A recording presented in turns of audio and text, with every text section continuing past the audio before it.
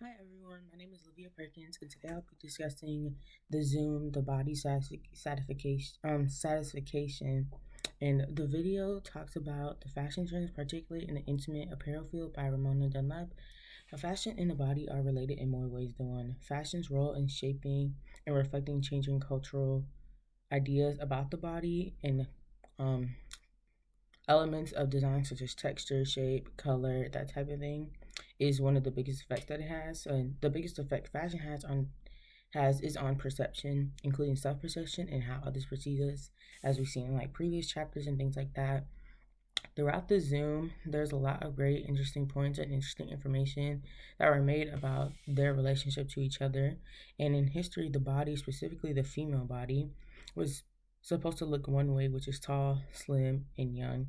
And the ideal physique was that, and women wanted to emulate it. And the physique has been pushed by the media in every form, from magazines to TV to social media. Like, I'm pretty sure everybody knows what the ideal physique is for women, and that single perspective has lasted from its start until modern day in the 21st century. And even though we're getting away from it currently, it is still a big part of society today, and it's still like in the back of people's minds and things like that.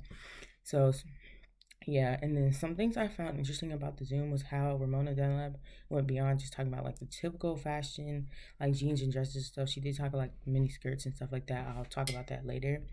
For example, she talked about like the 90s and the 80s lingerie trends and how that came to arise, and how the imagery at that time was about selling fantasy. And we specifically, not, I don't mean to put that in quotes, but fantasy. And we saw that in the Victoria's Secret Angels fashion show and the runway. And then even modern day, more well known as like the Savage X Fenty by Rihanna, we still have that fantasy imagery in there.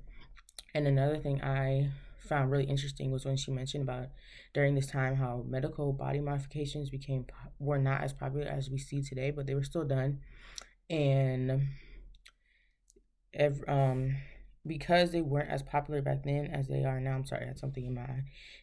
Retailers in every channel had a piece of clothing that could emulate that body modification. So if someone wanted to get a breast augmentation but didn't have the funds for it, they could just buy a pusher bra, and that would give them the same effect essentially. And I found that interesting because it really highlights the fashion cycle and how like society determines like what's popular and things like that. So now people are starting. There was a rise a couple years ago, like body modifications like the BBL and things like that. But now like it's more so shapewear to give people that effect, and like going back to the push-up bras and things like that, because it kind of push-up bras from what I've seen kind of fell off a little bit, but now it's like back on the rise slowly. And Ramona done that went beyond about, yeah, I'm sorry, all right, I'm sorry.